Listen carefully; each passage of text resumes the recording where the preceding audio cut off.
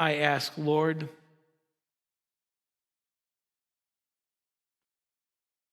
that you would open our ears to hear what it is you want to say to each of us individually. That as the words come out of my mouth, that they would be interpreted by your Spirit to each of our spirits here, to be the exact message that you want our hearts individually to hear. God, we trust you. We trust you that even in the times when it doesn't make sense what's going on around us, that you are in control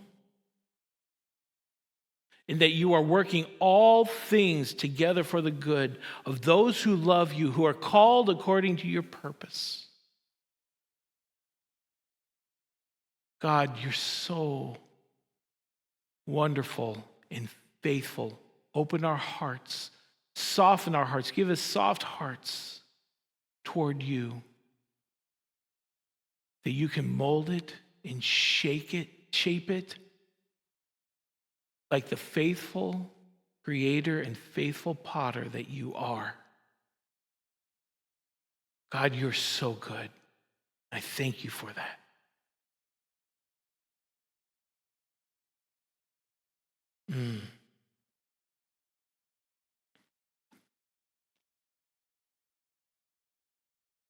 So there's a moment that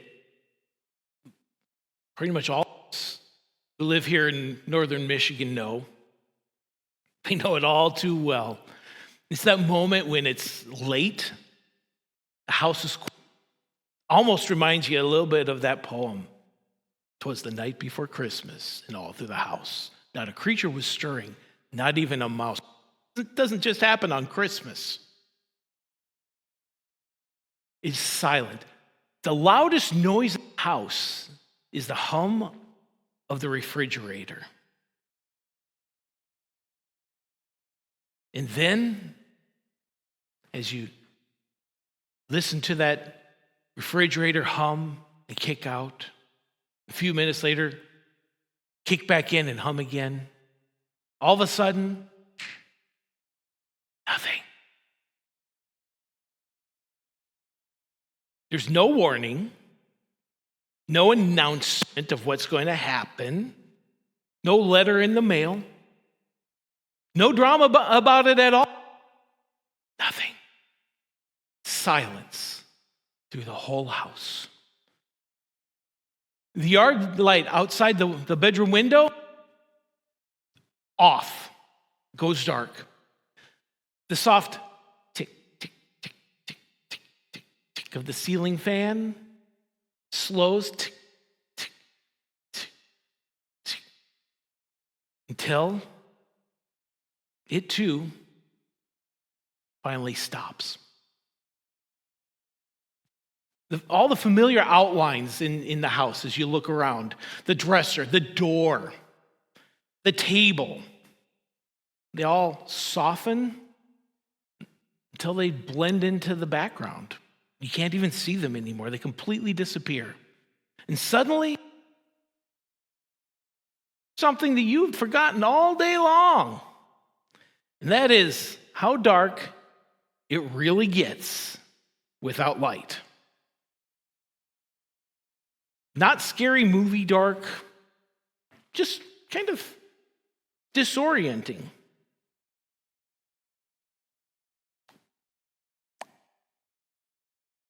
Excuse me, folks. I forgot to do that. Done. So it's dark in the house. Nothing scary, just not what you are used to at night. You're suddenly reminded how dark it gets. So as you're moving around the house, you actually start moving a little bit slower. Like almost I've learned to take a little bit of a side step because I've broken a lot of toes on corners. I put my hands out instinctively, feeling for the wall because it's completely dark, and oh, there it is. And suddenly, boom, there's the door frame that I thought was over here. So I walk into it, and you become aware of the corners, the edges, the obstacles that were always there, but you never had to really think about them when the lights are on, right? You're walking and you see them. So it's just kind of one of those instinctive things. But now you don't, when it's dark, you don't just stand in the middle of the room and start shouting at the darkness, "Darkness, what are you doing?" You just look around and start feeling for the light, looking for your cell phone or something that can produce sort of light so you can see. Feeling on for the light switch, which isn't going to work anyhow because the electricity is off. But you just look for it because light doesn't bother arguing with the darkness. When you find a light and you turn it on, it just invades. Doesn't ask permission. It just comes in and makes the room livable again. So those of us who live here in northern Michigan, we understand this because it happens at least a couple times a year. When night settles in, out here, especially in the Lachine area, there are no street lights, no giant halo from the town lights, big glow from the headlights, nothing to really help you see.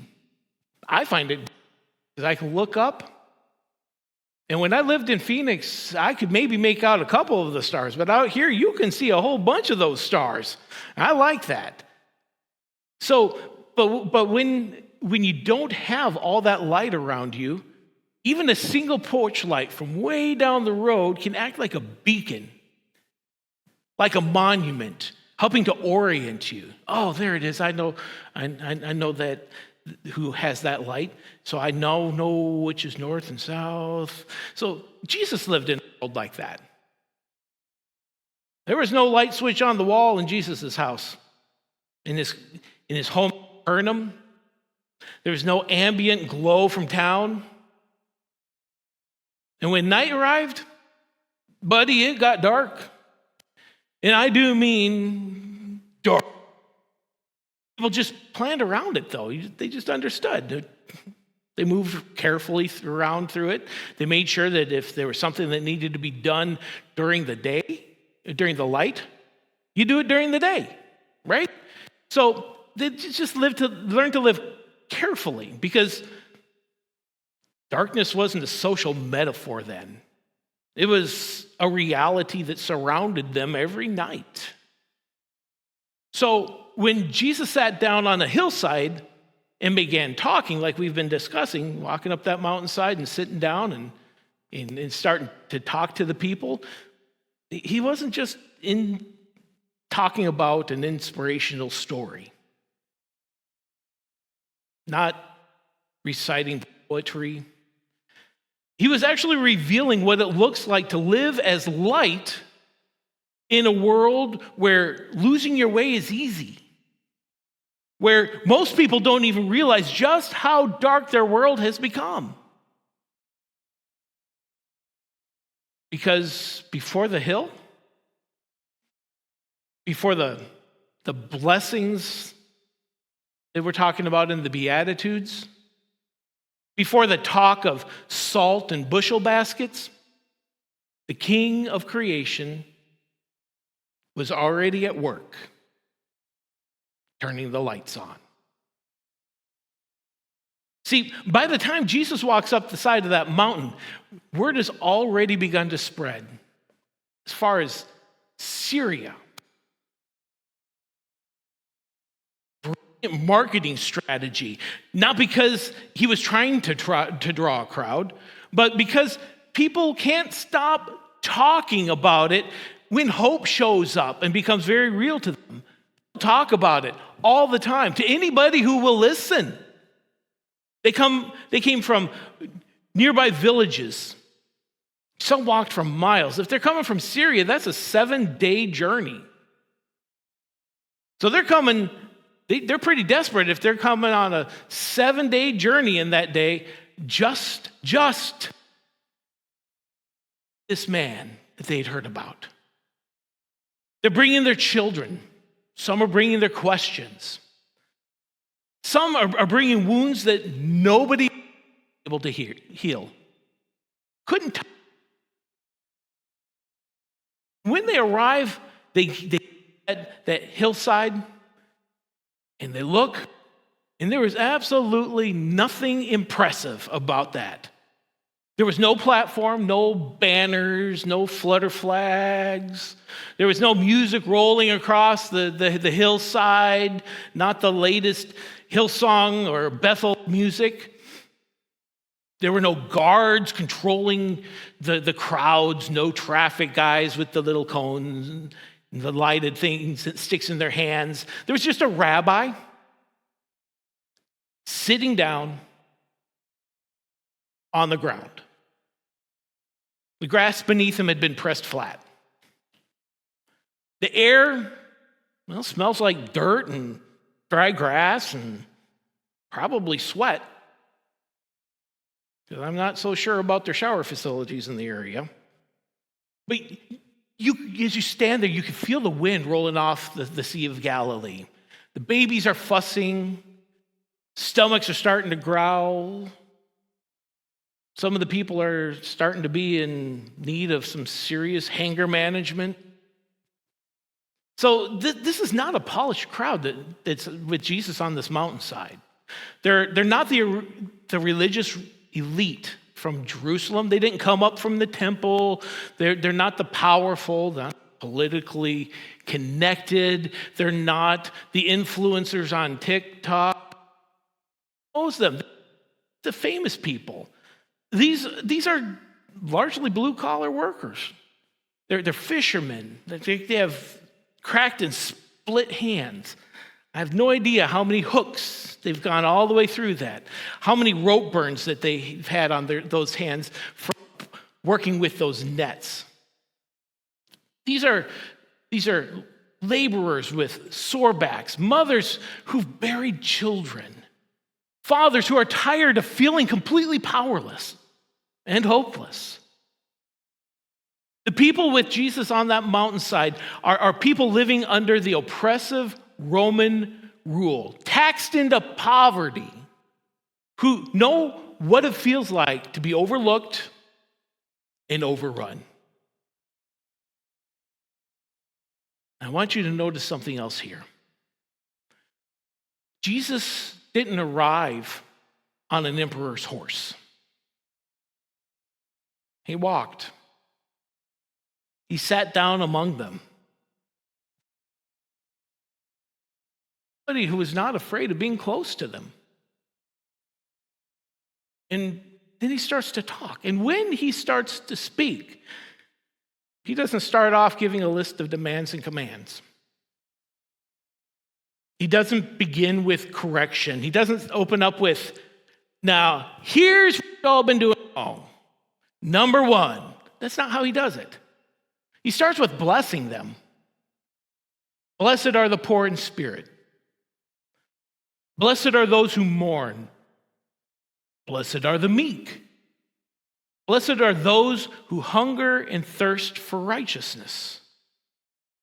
See, to ears like those that were listening to Jesus on that mountainside that day, these things would have been strange, odd, because none of these things sound like success. Poor in spirit, mourning, not something I've typically woke up in the morning to. God, let me mourn. Let me be sad. Let me be poor. I don't think any one of us here have said that. But poverty of spirit wasn't admired in that day. Mourning wasn't celebrated. Meekness wasn't rewarded, and hunger most definitely was not a virtue that anybody wanted. What they were just conditions, parts of life that you survive, you trudge through, you get through, because there's nothing you can do about it except get through it. And yet Jesus looks at these tired, these worn out people, the looked in the crowd, and he says, you are not cursed. You're not forgotten. You're not disqualified. He tells them who the kingdom is transforming them to be before he tells them how they should live. And that matters because Jesus is not gathering a crowd to impress them. He's building a people that he can trust, shaped from the inside out,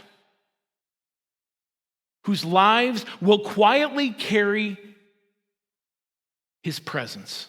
A people whose very presence will intercept darkness without ever needing a spotlight on them. This hillside is not a rally. It's a transformation ground. And everything he says here will flow out of what he's already doing in their hearts on that mountainside. So Jesus looks out at the crowd. He sees the lines on their faces from the weather, the dry and peeling from the sunburns. He knows their stories better than the people who are living them. And then he says something that would have sounded, again, odd to the people. He says in Matthew 5:7, "Blessed are the merciful, for they shall receive mercy." To us, it sounds gentle. Maybe a little bit predictable. But to them, this would have landed kind of harshly. Mercy in their world has boundaries, has limitations. I mean, sure, in that day you were merciful to your own people, to your family. Neighbors, maybe. But mercy stayed within a certain circle around you. It was limited. You didn't just offer it to everybody. I mean, tax collectors, definitely outside that circle. Though we're outside of it. The Romans, most. Mercy was most often reduced to basically in-group kindness. In a world under Roman occupation, that made sense. When you've been wronged enough for long enough, retaliation starts like justice a little bit. Starts to feel like survival. But Jesus doesn't say, "Blessed are those who protect themselves," or "Blessed are those who avenge themselves." He says, "Blessed are the merciful." Not because mercy is soft, but because mercy is strong enough to stop the destructive cycles in people's lives. Mercy says, this pattern ends with me right now. Because mercy refuses to keep passing that pain forward. Pain was given to me, I'm just going to pass it forward. Mercy stops it right there. It absorbs the blow and it ends the exchange. And the reason that we can absorb the blow is because Jesus first absorbed it for us. And that's where this hits close to home for these people. Because here in northern Michigan, it hits home for us because we understand self-reliance. We take pride in it, really. We care for our own. We pull our weight. We don't ask for much. We help each other out. When we see a need, we'll step in and we'll help them. And Jesus doesn't miss all of that. But then he goes and he quietly erases that circle so that mercy is for everybody. Because mercy isn't about who deserves it. I'm thankful for that. Because if it were, none of us would qualify. Not one of us. Mercy is about refusing to let bitterness and offense dictate our future. It's choosing not to return the same sharp sword to the one who thrust it at us. Mercy is ending the rehearsal over and over in your head of the same old grievance again and again and again, deciding not to harden your heart, because the hardness that fights back against the wounds is the same compacted soil that resists the seed of humbleness, godly sorrow, meekness. And make no mistake, mercy feels weak to the heart that has become walled off.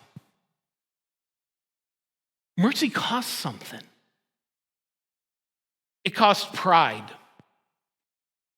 It costs the right to be right, the right to be vindicated.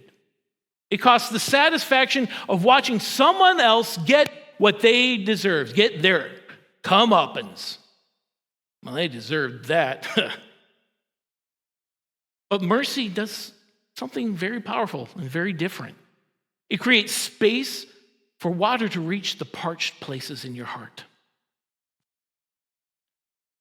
It creates space for light to push back the darkness.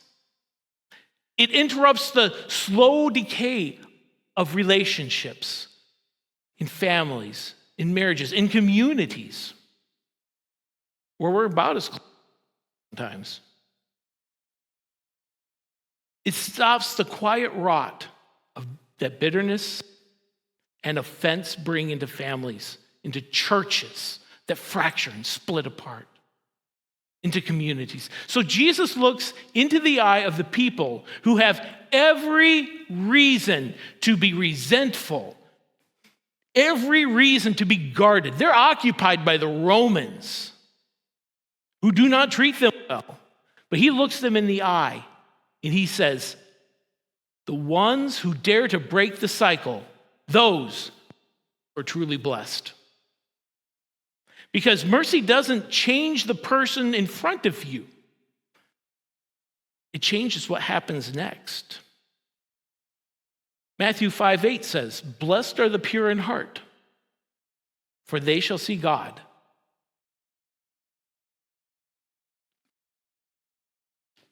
Now that sentence right there would have got the attention of most people, because in Jesus' day, purity was a very familiar word. It was part of their everyday life, part of their religious function.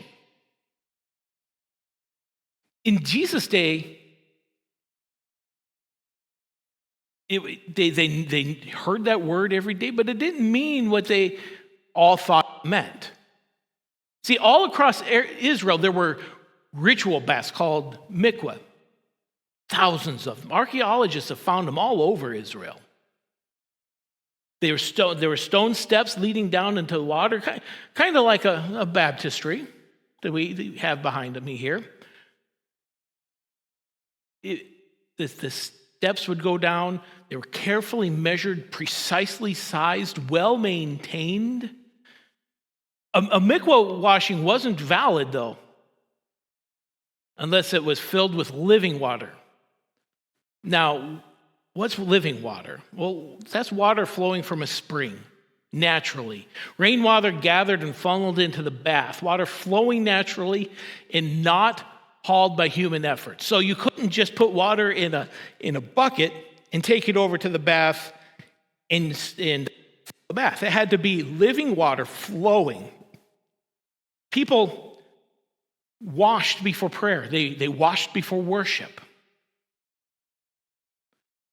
They washed before entering the temple. And when they did, they had to get down all the way covered. If even a single hair was above the water, it invalidated the whole thing.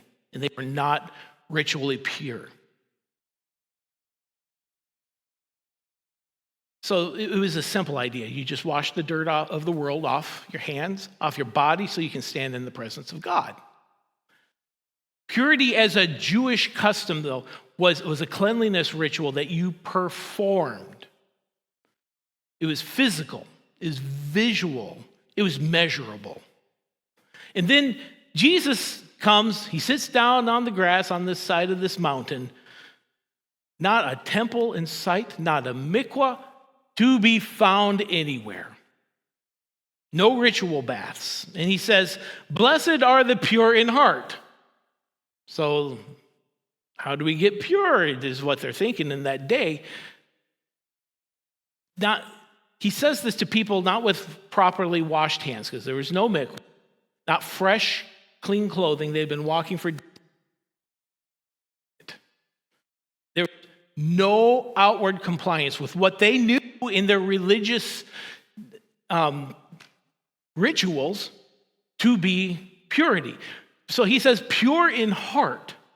And with that one sentence, Jesus shifts the entire conversation. Because true purity cannot be made by human effort. And that's the part that Jesus is addressing here. See, there's a difference between being ritually clean and being pure in heart. You can wash the dust off your hands and still be unclean before God. And you could be covered in dust and even cow manure and still be pure in heart. So, Jesus here is not dismissing purity as they knew it. He's revealing the true definition of what it is. He's saying scrubbing the outside doesn't earn an audience with God. It's a heart fully aligned with him that begins to see God clearly. Not that purity earns a glimpse of God, but that an undivided heart will not miss seeing him. See the difference there? Jesus is addressing the impurities of the heart, the mixed motives, the hidden resentment, the quiet compromise, the divided loyalties, things that no ritual bath can touch. And when someone enters a mikvah, the immersion has to be complete. Not a toe, not a hand, not even a single hair can be above the surface. So when Jesus says, blessed are the pure in heart, he's not talking about good intentions. He's not talking about anything having to do with your own effort. He's describing what happens when the heart is no longer divided. Not 90% surrendered, 10% hidden. Not part God's kingdom and part self-protection. He's talking about a heart that is fully immersed in God's presence. Because Jesus isn't dismissing purity, he's redefining it. Not as something you scrub onto your life or off of your life, but something you receive by fully surrounding yourself with God's grace. And when people emerge from the water, Jewish tradition often referred to it as kind of a rebirth. You went in one way, you came out new.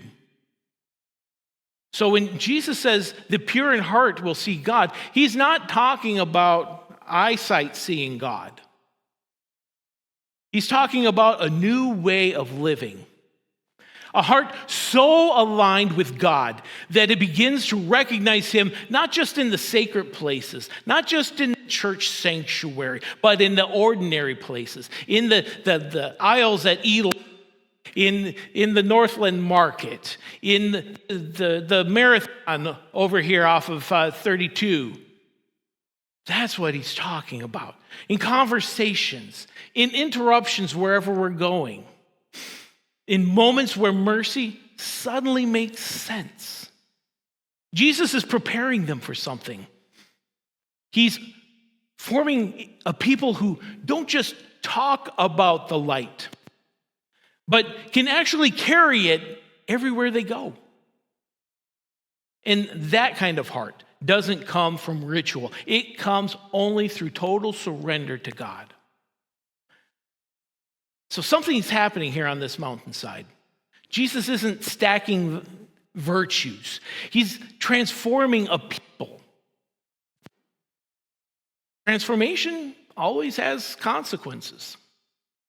Because what happens on the inside, eventually, it's going to come out on the outside. So a heart shaped by mercy can't help but affect the relationships in their life. A heart aligned with God cannot help but change what it sees and how it responds to what it sees. See, Jesus hasn't changed subjects here. He's revealing what inevitably follows the the transformation on the inside. This is the moment where inward transformation begins to show up in the outward reality. And this matters because many of us have been taught the reverse. We think that if we just try harder, if we just do better, if we just behave better, more faithfully, eventually our hearts will catch up. But Jesus says it's the opposite. He addresses the heart first because only the pure of heart can carry the influence without being corrupted by that influence. Only a transformed, pure heart in the difficult places without being hardened by him. Only a transformed, pure heart can carry light without turning it into a grand performance. And here, on this mountainside, is the truth that holds the whole thing together. The inward work of the Beatitudes makes the outward witness of the Beatitudes inevitable. And that outward life intercepts, do not miss this, that outward life that flows from the inward intercepts the shipwrecks that the enemy has planned for all of our neighbors. Which means ordinary faithfulness in every day by you and by me suddenly matters in the simple things. And this is where Jesus takes everything and he walks it straight into the real world. Matthew 5:9. Blessed are the peacemakers, for they shall be called sons of God. Now, that word peacemaker is often misunderstood. It sounds gentle again. It sounds passive, like someone who avoids conflict just to keep things calm around them. But that's not what Jesus is talking about here. Again. Now, in the world that Jesus lives in, peace was fragile. Rome called its rule peace, but the Pax Romana was peace enforced by violence. They crushed dissent. They silenced resistance. If you dare to speak up, that might be the last word you say. See, Jesus is not talking about that kind of peace. The Greek word Jesus uses here is actually arianapoios, literally peace doer. That word carries with it the idea of active reconciliation. Someone who actively and purposely steps into the broken places, who steps into hard situations. They stand between people who no longer trust each other. Someone willing to absorb tension so that something beautiful can grow from it. Peacemakers, in this context, don't pretend that conflict isn't there. They don't just sweep it under the rug and ignore it. And, if we just ignore the conflict, maybe it'll go away. People who are peacemakers don't do that. They step deliberately into the situation, carrying with them the peace of God. And that takes a transformed heart to be able to do that. Because without mercy, you'll choose sides instead of applying healing to the situation. Without purity of heart, you'll use peace to protect your image instead of restoring a relationship. Peacemaking is not weakness. It is strength under control. We've heard that phrase in the last few weeks often. It is strength under control, submitted to the Lord. It is courage shaped by humility. Peacemaking is love that refuses to let bitterness write the ending of the story. And Jesus says, peacemakers will be called sons of God. Now, in the ancient world, to be called a son of somebody meant that you carried their likeness. You acted like them. Chip off the old block. You bore the family resemblance in face, in mannerisms. I'm told that my eldest can walk into a room of people who know me, and he doesn't need to be introduced. They can tell by his mannerisms and his looks that he's related to me. Poor kid. But none of this was because that they were perfect. You're not called somebody's son because you're perfect. You're not called somebody's son because you fix everything. But because you resemble your Father. That's what God does. From the garden to the cross, God steps into brokenness instead of standing at a distance and pointing his finger at it. He doesn't wait for peace to appear. He makes peace. As a doer. Sometimes at great personal cost. So when Jesus blesses the peacemakers, he's not giving them a personality label. Not introvert, extrovert, peacemaker, violent person. What he's doing is he's calling out family resemblance. In the ancient world, to be called the son of somebody meant you bore their likeness or acted with their authority. And since God is viewed as the ultimate reconciler, those peace doers are demonstrating that they belong to his family. Roman emperors called themselves divi filius, or a son of God. They claimed authority through force.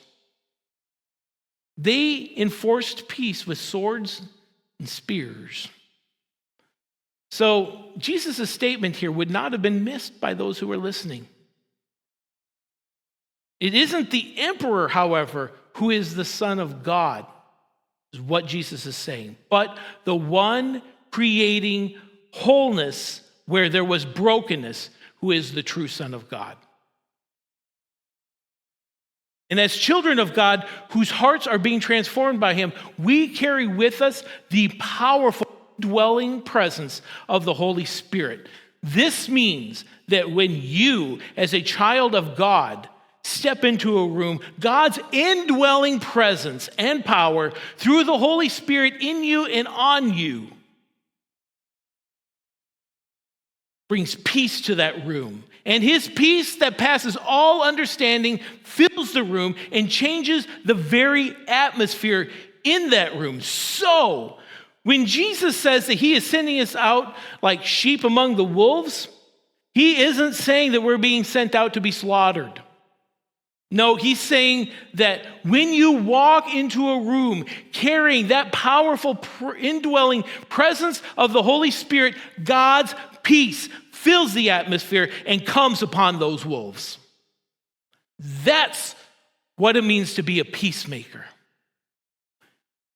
Matthew 10:16 says, "Behold, I am sending you out as sheep in the midst of wolves."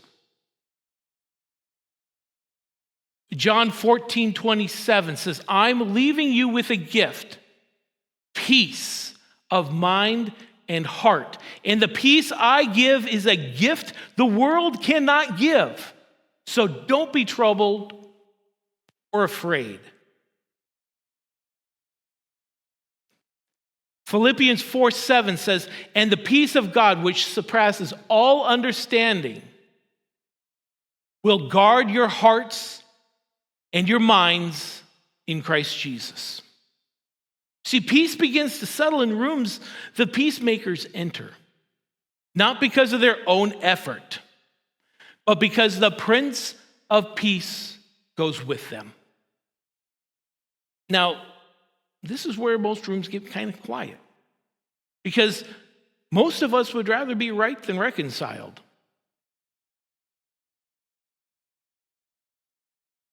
We'd rather win the argument than absorb the cost. But Jesus looks at the crowd living under occupation, under daily frustration, daily injustice, so extreme that it would just boggle your mind. And he says, the ones who walk into the mess with mercy, the ones who refuse to let anger and bitterness have the last word, the ones who carry the peace from the Prince of Peace, the hostile ground, those are the ones who look like my Father. And that kind of life will not always be welcomed by people, by those who don't understand the way of the kingdom of God. Because when you carry peace into a broken world, you expose how broken that world really is. And not everybody takes kindly to it. See, Jesus doesn't stop with peacemaking. Matthew 5:10 says, "Blessed are those who are persecuted for righteousness' sake, for theirs is the kingdom of heaven." Now, the word blessed here is important. It actually comes from the Greek word makarios. So here's another one of those that Jesus wants to make sure we understand the real definition. When we hear blessed, we think of good times, good circumstances. Always a couple $1,000s in the bank. Always things going your way. But the Greek word makarios actually means something more than that. It describes a state of being. It's talking about a joy that doesn't come from the circumstances that surround you. It doesn't rise or fall because of applause or opposition. Totally independent of that. So Jesus isn't saying you should feel happy while you're being attacked. He's saying you've been filled with a joy that the world cannot give you, so the world can't take that joy away. Then Jesus names that pressure, persecuted. And the Greek word for persecuted used here is dioko, which is a hunting word. It means to hound, to chase, to track something with fatal intent. He's not dramatizing it here. He's just acknowledging that we're being hunted and tracked.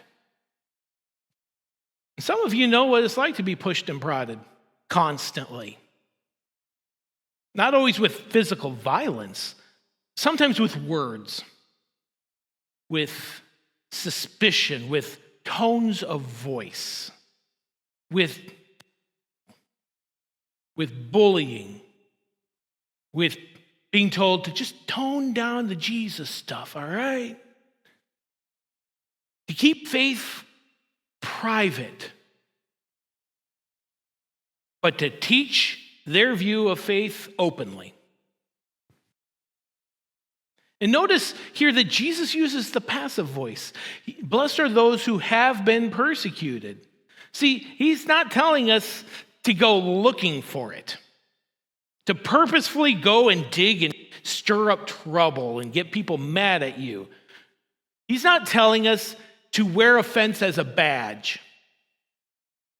He's describing what happens when the kingdom transforms and places its seal on a heart. And then what is happening on the inside naturally flows to the outside. So there's a reason for that resistance, because the enemy isn't going to bother hunting for something which he already has. I'm going to say that again. The enemy isn't going to bother hunting for something that he already has. So now this is where Jesus gets even more personal.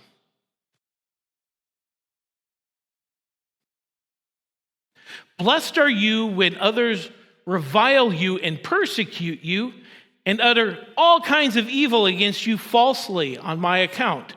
Rejoice and be glad, for your reward is great in heaven. For so they persecuted the prophets who were before you. The word revile here is onedizo. That means to stain his name, to smear their reputation. So, in Jesus' day, in the honor and shame-centric Jewish culture, your name was your life.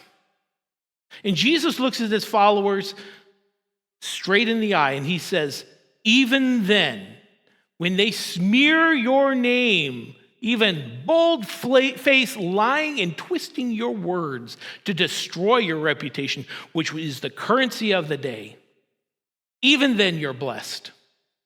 Why? Because your identity is not found in the opinions of the crowd. It's found in the one who created you, who redeemed you, who calls you by name. Isaiah 43:1 says, fear not, for I have redeemed you. I have called you by name. You are mine. And a little bit later in Isaiah 45:4, he says, I call you by name. I name you. So Jesus says something that sounds impossible at first. Rejoice, be glad. And the Greek word here for glad means to joyfully celebrate with all your might. Like David when they were bringing the ark in.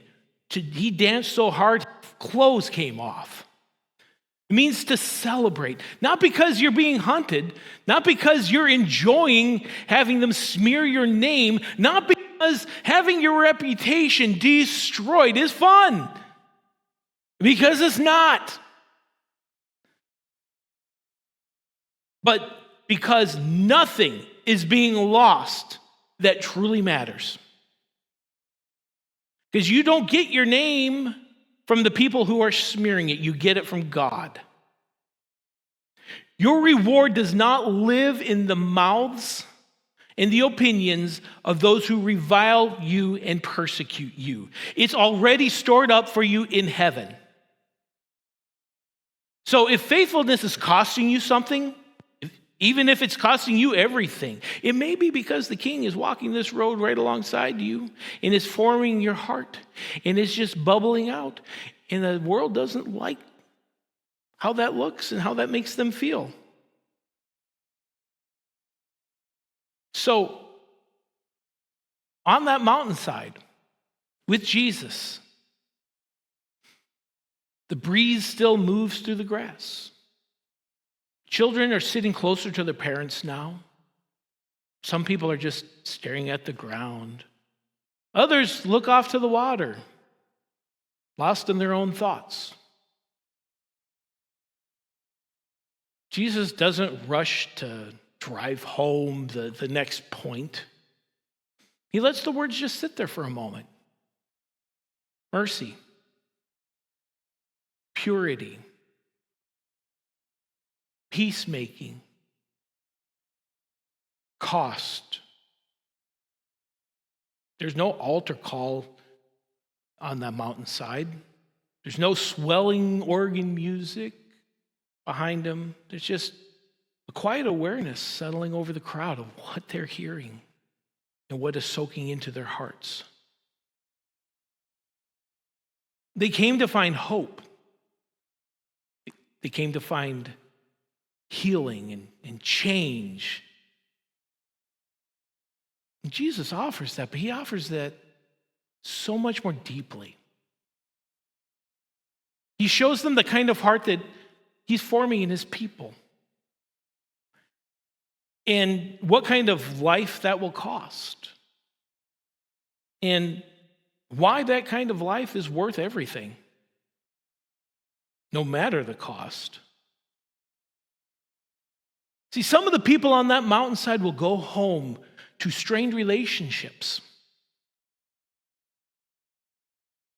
Some will return to Roman oppression and an unfair system. And people calling them names.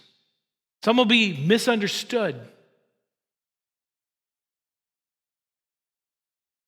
Some will have the bill collector knocking on their door, trying to take their kids. Some will be opposed every step of the way. But none of them will leave that mountainside unchanged. Because once you see the kingdom in this way, you can never unsee it.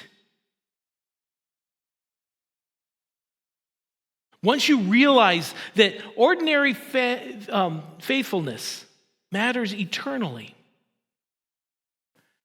that mercy interrupts the destructive cycles, that purity restores your ability to see God, that peacemaking looks like the Father.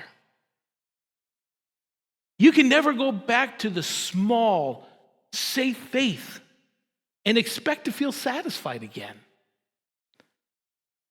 So Jesus just remains seated on the grass right there, not demanding, not fidgeting, and not restless, not moving around, just present. And like that day with Jesus on the side of that mountain, the invitation hangs in the air like the breeze off the lake. Will you let the kingdom shape your heart? Even when it costs you something? Even when it draws criticism and social pressure? Even if it means having people completely twist and fabricate your words? Even when it means standing for the truth that others avoid? On that mountainside, the mountain didn't respond back. The crowd doesn't respond vocally to him. They simply get up. They begin to walk back into their lives. But this time they carry something different within them. Something that, once revealed, can never be unknown. And the rest of the story will be written on the pages of ordinary lives, lived faithfully between mercy and resistance until the light becomes so bright that it is impossible to ignore. How will you respond?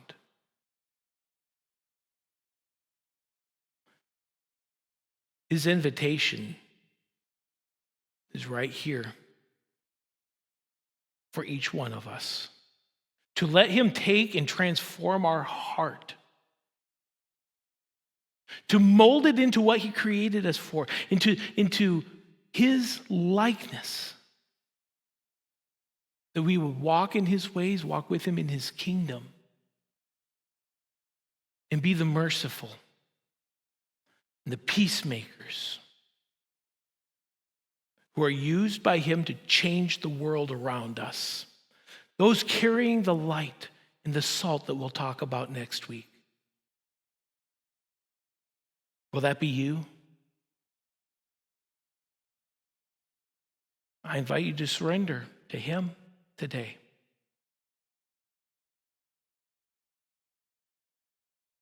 And if you have never walked with him, or maybe you've walked away, do know that each and every one of us have got the same problem, and that is called sin. Romans 3:23 says, "For all have sinned and fallen short of the glory of God."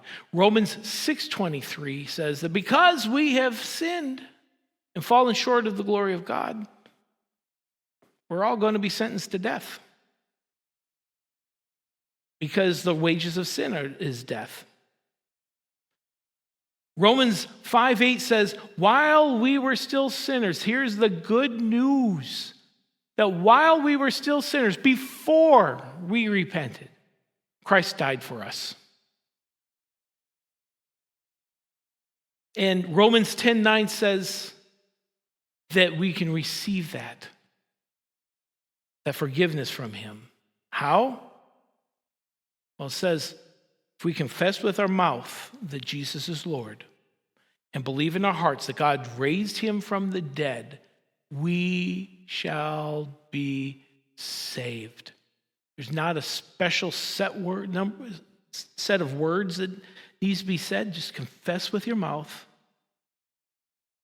that Jesus is Lord and believe in our heart that God has raised him from the dead, we will be saved. And then he doesn't want to leave you there. He wants you to turn from the sinful ways and to walk with him. And I invite you to do that. So today, if you realize that you have not had a soft heart toward God, if you have not walking as peacemakers or as merciful, or maybe you've tried to dull your shine, put it under one of those bushel baskets, because sometimes the heat's a little hot. People making fun of you, excluding you from things, attacking you on your Facebook page.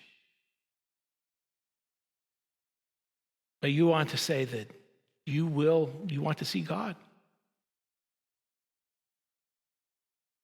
I invite you to begin walking in those ways. And if you'd like somebody to pray with you about that, I'll be up front. We'll have members of our prayer team up front. We'd love to pray with you. If you're watching this online, I invite you to contact us, and we'd love to meet with you and pray with you. And if you're a long way away, we'd love to help connect you with a good church in your area who can help walk this with you. And if you've just given your heart to the Lord or rededicated your life to Christ, we sure love the opportunity to give you some great next steps. Love to talk with you and to pray with you about that. So I invite you to the front. For those of you remaining in your seat, I just ask that you remain in an attitude of prayer. If you need to go, you're welcome to go. Blessings on all of you. Have a great week.